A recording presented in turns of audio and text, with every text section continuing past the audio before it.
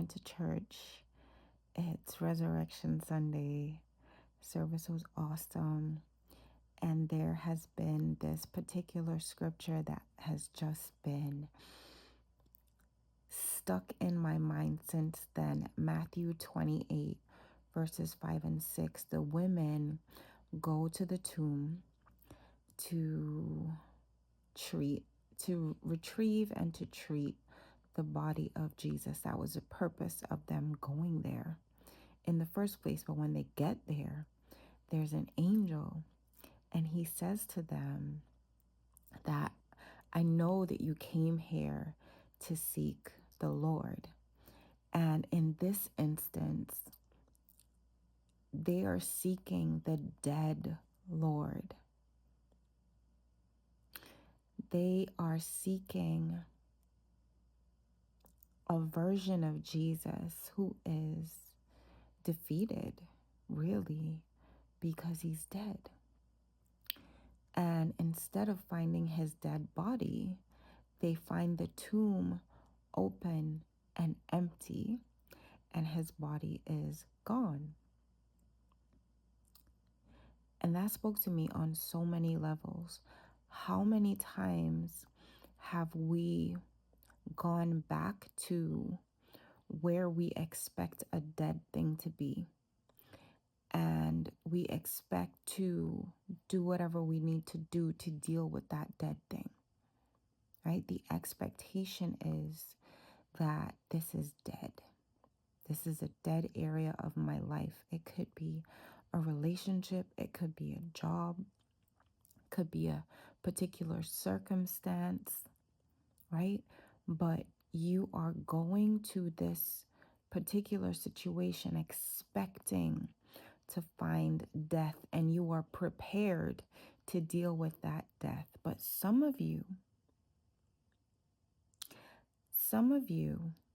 are going to be pleasantly surprised to the point of fear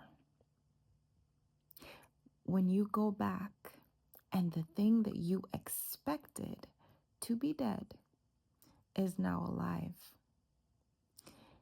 And I'm sure that these women would have had some hope in their heart that, what he said he would do, that he really would do, that he would be risen from the dead.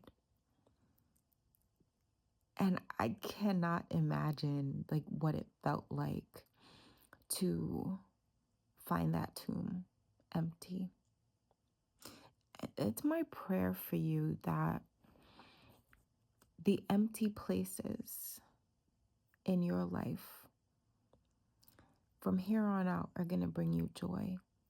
That the empty places will not be places of lack, but those empty places will be places where there was once something dead that is now resurrected. But here's the thing.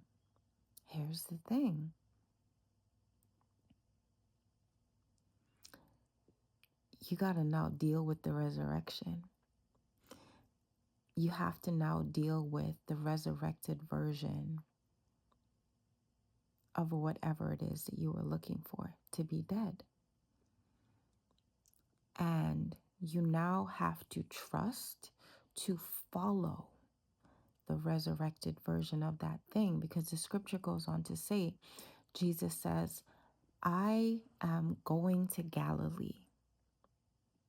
I'm going ahead of you to Galilee. So Jesus is going ahead in the direction that they're supposed to be going.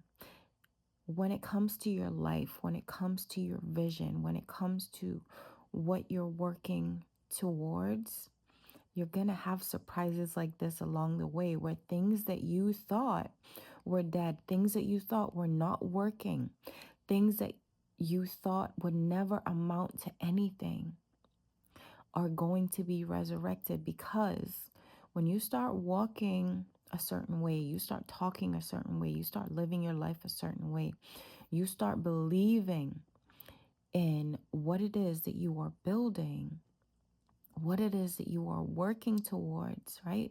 When you start really putting faith behind your vision, things are going to come to life. And we get to this point where we expect to be disappointed. And so when we get to a state where we are not disappointed, when the thing that we thought was dead is actually risen, we have to now deal with the empty space that we did not expect.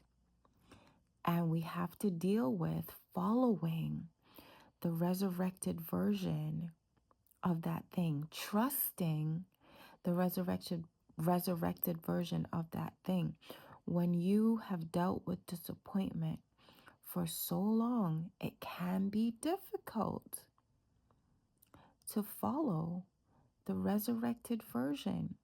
Your resurrected relationship, your resurrected circumstance, your resurrected finances, your resurrected health, whatever it is, you have to trust that in order to live in that resurrected, abundant life. Because if you don't, what's going to happen is you're going to be looking over your shoulder every second, wondering, when is this all going to fall apart?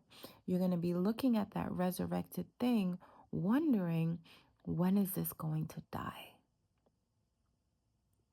Because it died before. Can I trust the resurrected version of this thing? Because it died before. And it may have died many times. You're going to have to learn how to be happy again. You're going to have to learn that what dies in God does not stay dead. You're going to have to learn that God specializes in bringing things back to life and keeping them alive. You're going to have to learn not to be afraid of renewal. You're going to have to learn not to be afraid of starting over. You're going to have to trust the resurrection of whatever it is in your life that you have been praying for. You have been praying for this resurrection. This isn't something that just happened out of the blue and you're like, oh my gosh. You've been praying for this.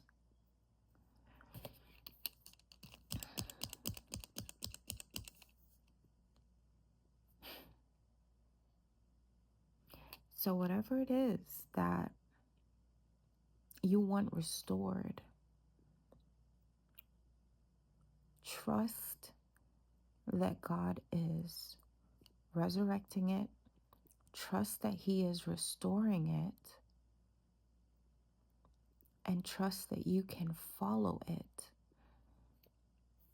into the next place where God is taking you.